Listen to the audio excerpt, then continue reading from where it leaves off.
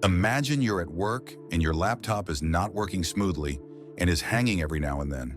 It frustrates you, lowers your efficiency, but you shrug it off. Get through your day slightly annoyed.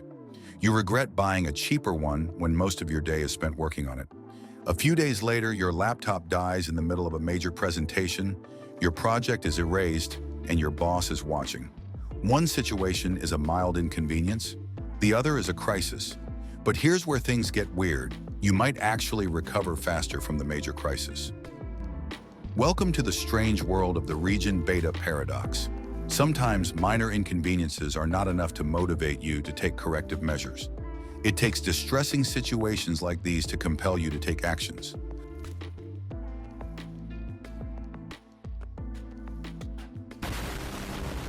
So the laptop that causes frustration every day and major embarrassment on odd days should be put away. You will now go for a better one to avoid inconveniences every day. Here's a real-life example. Kevin Smith, a famous filmmaker and comedian, was living with obesity and high cholesterol for years. He had plenty of little wake-up calls, mild symptoms here and there, but nothing major enough to make him change.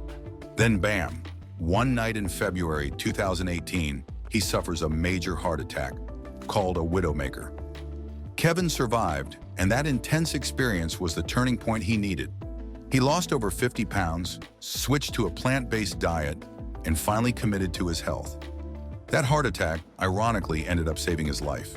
So, what is this paradox, and why does it sound counterintuitive? Well, let's break it down. In psychology, the region beta paradox refers to this idea. We often recover more quickly from intense negative experiences than from mild ones. It's a bit like how we tolerate a leaky faucet for months but would call a plumber immediately if the pipe burst. Why? Because the leaky faucet isn't quite annoying enough to make you act. But a burst pipe, it forces you to do something. So, here's the paradox in action. Kevin put up with health warnings for years, but it took something extreme to spark real change. When we're in that mildly annoying zone, region beta, we tend to let things slide. But when it gets really bad, region alpha, we take action. Turns out this paradox is all around us. Think about it. How many people stay in jobs they don't love because it's just fine? They might complain, but they don't leave.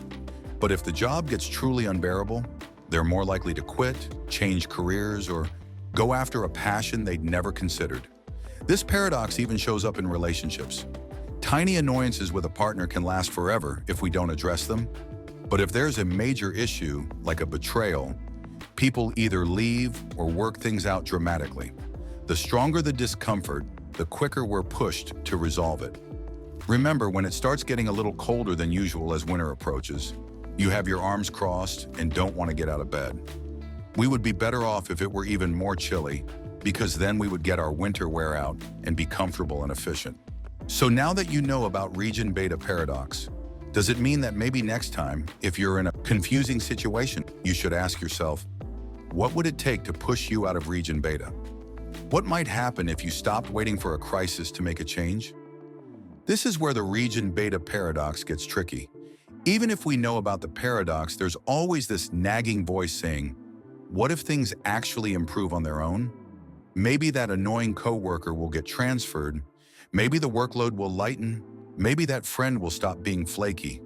Waiting for things to get better on their own is a gamble.